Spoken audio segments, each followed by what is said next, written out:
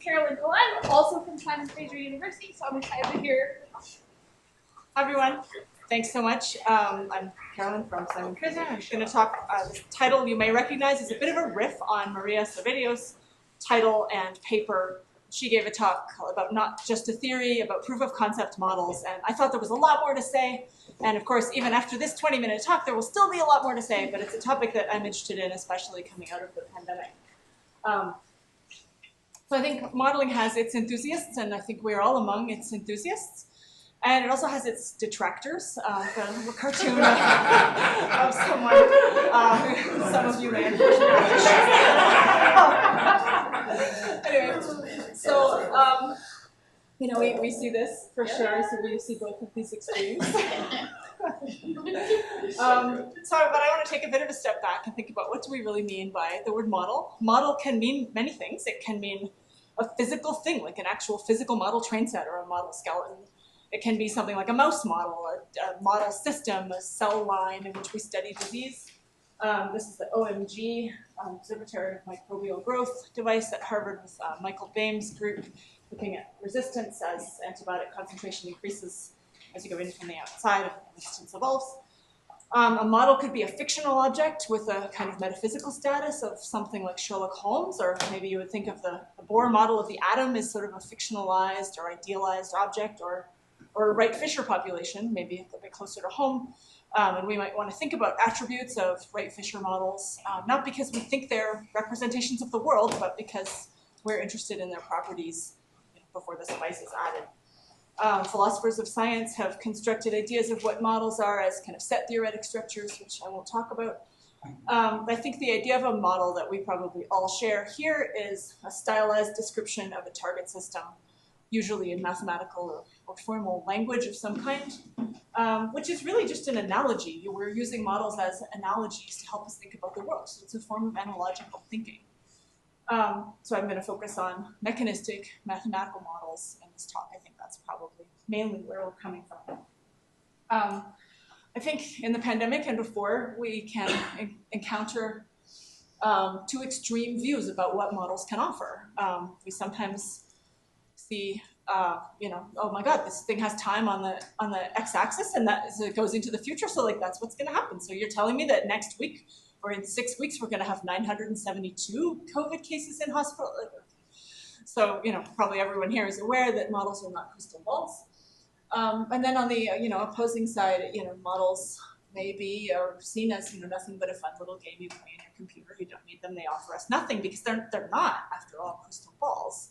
Now, I should say, if you have a crystal ball, go ahead and use that. It's great. That would be a great thing to have. We don't have that. Okay, so models, of course, I think are somewhere in between, and there's a rich space in between.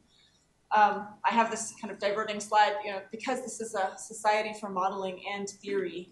I thought maybe it's, and because I riffed on the title of not just a theory, and are we a theory? Are we more than a theory? Are we less than a theory? I would say a model is not exactly the same thing as a theory. A theory somehow is a bigger set of ideas than one model. The same theory could admit many different models focusing on different aspects of the theory. And models can be essential elements of a theory, and models could, as a suite of models, you might be able to construct a suite that sort of comprise all the important elements of your theory. Why do we want a theory? Probably you all have as rich a set of ideas of why we might want theory as I do. And of course, it's very brief to list them off like this, but models and theory can help us understand a system and explain phenomena, and can help us to reason better. They can help us to formalize what we're really saying, and we do these proof of concept models.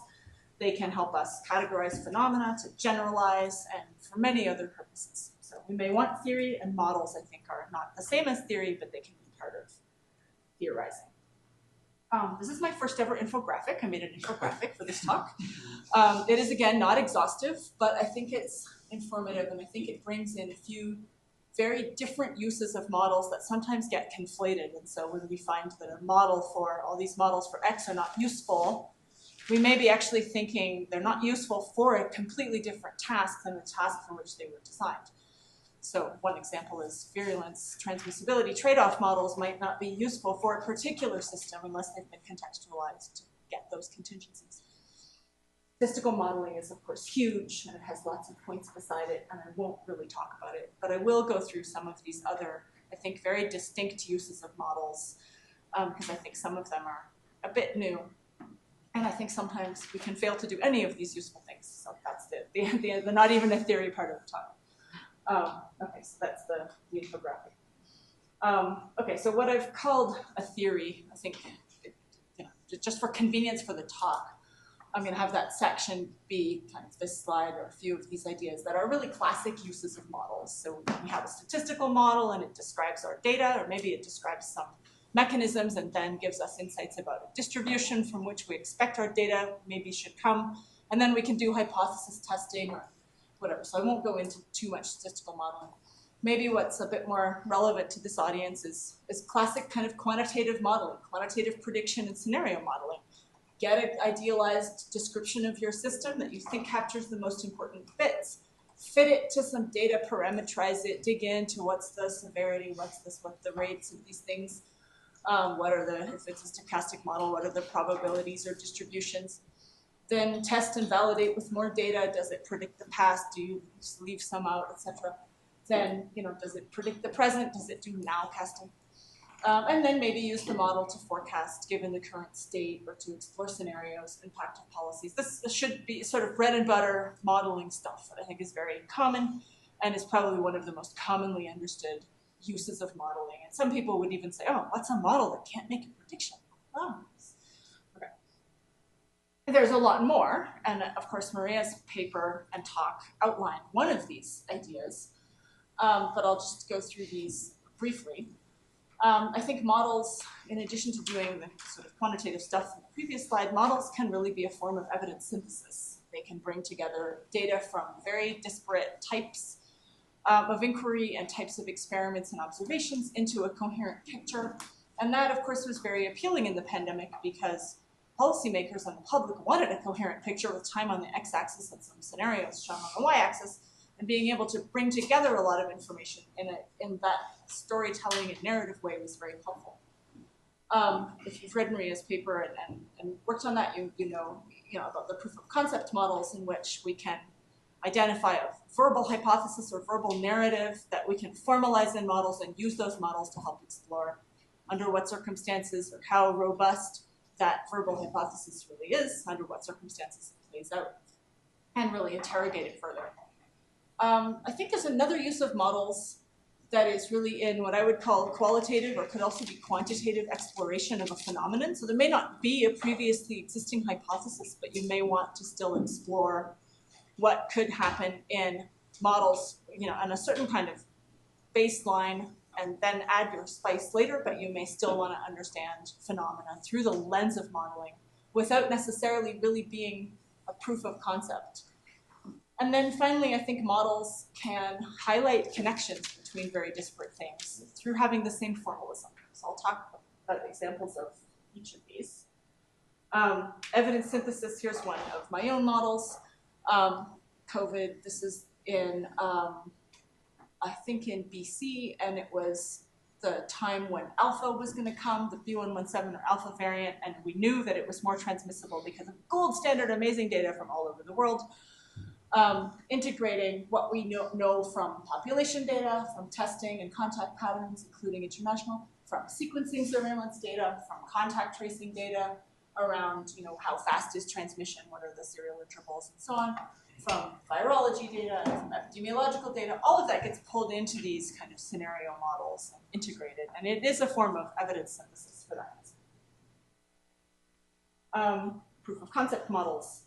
Just to say a little bit more about them, they test verbal hypotheses or verbal theories. They're almost parallel to model systems like in a laboratory, and modeling can be a form of experimenting and a form of setting up a system carefully and clearly to answer a question. In Maria's paper, she said, these models don't really need validation or to be tested against data. And in her talk, she said, you get these. She didn't put it this way. I'm going to be more pejorative than she did. These sort of cantankerous, maybe people who are more empiricists, who say, well, what does your model really mean about my data? What does it mean about my fruit flies? How are you going to validate your model? And to me, I think the concept that these models are special, they don't need any validation, I think that goes a bit too far. I think we still need high quality analogies. We need the appropriate contingencies. We need to be thinking about this. And I don't think the empiricists have nothing to offer there, but I see the point about, we don't need to make a prediction for these particular fruit flies.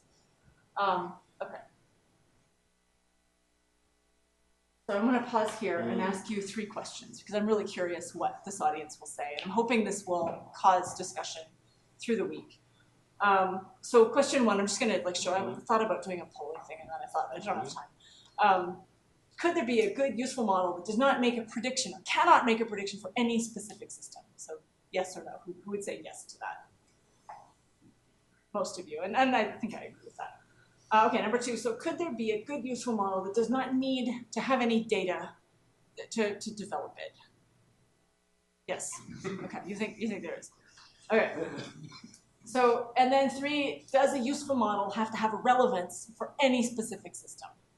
Yes or no? So here, yes, there could be a good, useful model. So does a useful model, I'll just say yes or no as it's written there. Does a useful model have to have a relevance for any specific system? Who would say yes for that?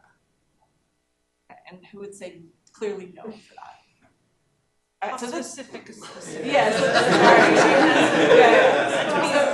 this is where I think, there's some notion of relevance, I think, that is broad enough that I could say, yes, a useful model has to have a relevance for some system somewhere under some notion of relevance that is not, as strong as I'm going to make a prediction for this system future in time. But somehow we need, if we're in the zone that came up at the end of the previous talk where we think that ecology is so contingent that there will never be anything generalizable that you can ever learn from one system to another, then theory and modeling will be very diminished. But I don't think that's the case. But anyway, so these are some. I think the problem is with the word any in that last question. I know, yeah, okay. Some.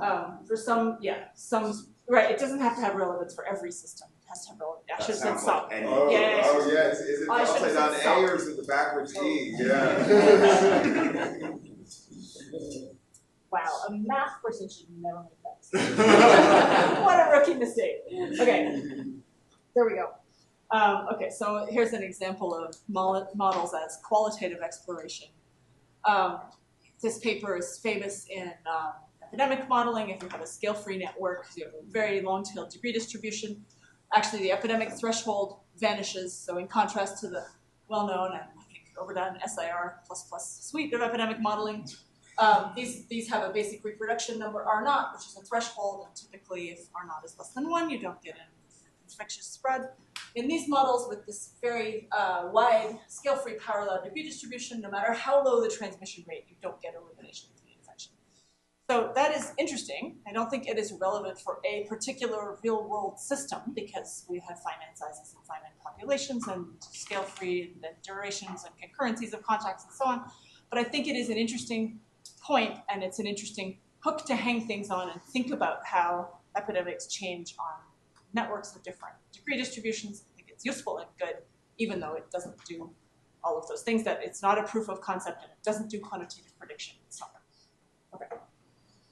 I think power law distributions, much as I'm skeptical of them, and they were way overplayed in the physics land of the 2000s when everything had to be a power law distribution and it was how nature works. So much as I'm skeptical of that, I do think they are helpful in identifying conceptual connections between very disparate things through modeling and through formalism, and I think that's a role that modeling can and should play when we identify the same formal structures in very disparate systems, and we can learn about the world. Models are great. Okay, we love models. But I think there is also a large volume of modeling work that does not succeed in any of the functions of modeling, despite how wonderful modeling is. And I hope that we as a society can think through what modeling can and should be and avoid doing things that are less good science than we could be doing. So I think this happens because of these 4 reasons, which you've probably read now, so I won't read them out. And instead I'll move on to some examples. I've taken examples of useless modeling from my own talks, my own papers typically. This is a great paper. I love this paper. These folks reviewed and implemented 312 published TB transmission models, and Ted Colijn is on this paper. It's led by Nick Menzies. Only 60% of the modeling results were within a factor of 2 of either empirical point estimate. There's only 2 numbers here, folks. Estimates are all over the map. That's this big spaghetti line. Key parameters aren't really known, so modelers make assumptions, which is strength of modeling is you get to play with the consequences of your assumptions. But a potential weakness is you may end up in a land where a substantial proportion of models adopt assumptions that are incorrect, and that has downstream impact on real policy questions, which Brandon also highlighted. It really matters because it will impact the subtle assumption inside these TB models about progression to active TB after infection, and what portion of people get TB. That's here, and there you can see this is a log scale, so they're per 1,000, so they go from 100% to 0. We'll get active TB in this whole spaghetti zoo of models. So it can make a big difference. I'm going to have some cartoons. I think that we are generating a lot of these models. Most of the 312 models were pretty recent, and then so enough in 1 year as since 2000 to that year. I forget which year it was. So we have sort of sweatshops of people generating, this majority of this is actually from one of my papers, these matrices and bifurcation analysis and so on. And I think there are some challenges here. And of course there are, it's like the happy families in the Tolstoy. There are so many ways to be wrong, and I will not start enumerating like all the ways to, any endeavor worth doing. It is possible to do it poorly, and we can't enumerate all the ways, like, oh, don't do it poorly this way. But I'm going to highlight 2 things that I think are challenges in infectious disease modeling and in modeling in biology in general. So problem 1, illustrated with this chasm between a modeler with his asymptotic stability and a TB epidemiologist who asks, gee, well, it's nice to know that that model would be stable if I could reduce the transmission rate. And, if I could do that, I would do it. Like, we know that. We would have done that already. Kermack and McKendrick really knew that. But, how much resistance is acquired versus transmitted? Why do we see isoniazid resistance before rifampicin resistance? When are multi-drug resistant strains likely to acquire enough fitness advantage to overcome fitness costs of resistance? And so you have these army sweatshops of people generating these models, and they're not answering questions that are relevant beyond the model itself. And I think that happens partly because the model is a poor analogy. So we're doing analogical thinking. We need to have a good quality analogy that helps us answer a question. And I think sometimes it's sort of a lack of humility on behalf of modelers that we like models and we look at their properties and we may forget that they are not the world and that the questions that they are amenable to are not the questions that maybe matter the most scientifically. Now, different things matter to different people. Okay, so then problem 2, I think, comes, and is the reason I talked about Nick Menzies' paper is partly that I wanted to use that slide here and I wanted you to know what this big zoo of model plots actually meant. But I think models may not be correctly set up to ask a relevant question or test a relevant hypothesis. And one reason for that could be, in the case of the TB models, that the underlying data are just not strong enough to constrain models, and so people make assumptions. That's okay, we can make assumptions. That's the strength of modeling. But when those assumptions actually drive the model answer to the question that we're asking, and we're being kind of subtle about it, so those assumptions are not really readily examined or interrogated, and that can happen easily in nonlinear dynamic models, then I think we really have a scientific weakness because we're assuming the answer to our question, but we're not honest with ourselves always about that fact that we're assuming that answer. So modeling can't answer how much TB is from rapid progression versus reactivation of an early infection without assuming something about the rates of reactivation. And if you don't know those, well, you're going to end up, the assumption you make is just going to shape the answer. Again, I think we need humility as modelers. We need to think about, what the limitations of the models are, that they are not the world, what the assumptions are, and I think that will help us. So I think that, although I'm critical of some of the anti-modeling colleagues that we've bumped into in the pandemic and before, I do think that we can do harm, and Brandon mentioned this too, and I really appreciate that people being end users, policymakers, people who are working in the fields that our modeling is nominally supposed to be about, can see a zoo of hundreds and hundreds and hundreds of poor quality models and think that's what modeling is and what it can offer. So when we do that, when we produce volumes of this, we can lose engagement or prevent engagement with people that we actually really do need to be talking to. That can then reduce people's motivation to share data with us or to gather data that is relevant for modeling. And if we're making TV policy based on models, and it's been 100 years of research, and we still don't have the key numbers that actually shape the outcomes of those models, that's a problem. And we should maybe be, if modeling was seen as the strength that I think it is, and I think we all see it as, maybe we could motivate studies that actually measure the parameters for models without being, we're kind of apologetic, like, oh, models are cheap compared to data. But actually, if we're going to use these models, we need data for them.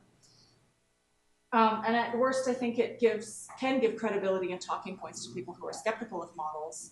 And then the default is, well, if models can't help us, what are we going to do? We're going to use this guy's intuition, right? Which is also a model. It's just a model that you can't interrogate against data, and it's a model that you can't test and you can't formalize because you don't know what's this guy's intuition. So here's this guy with his intuition.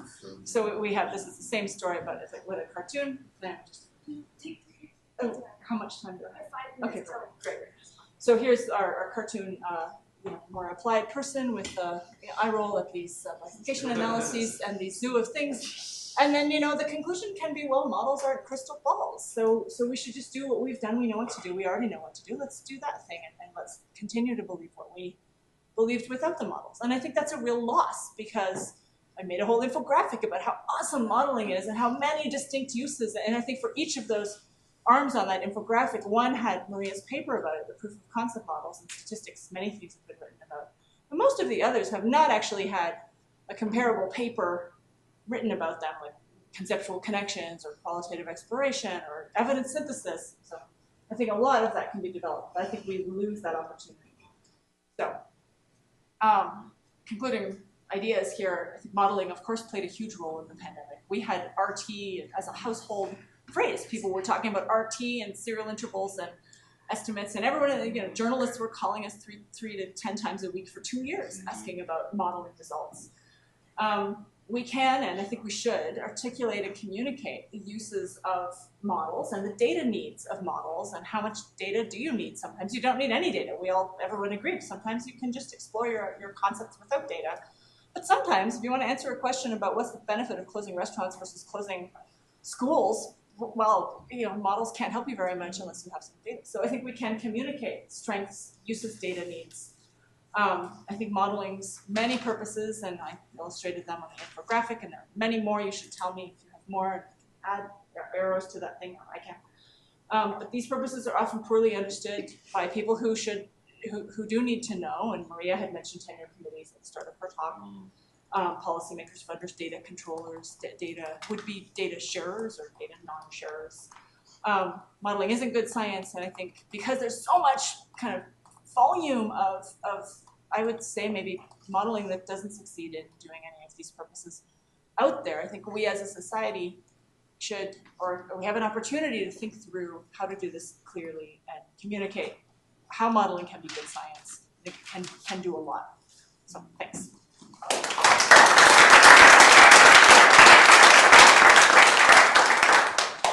So just quickly, Hamish Metzer is our next speaker.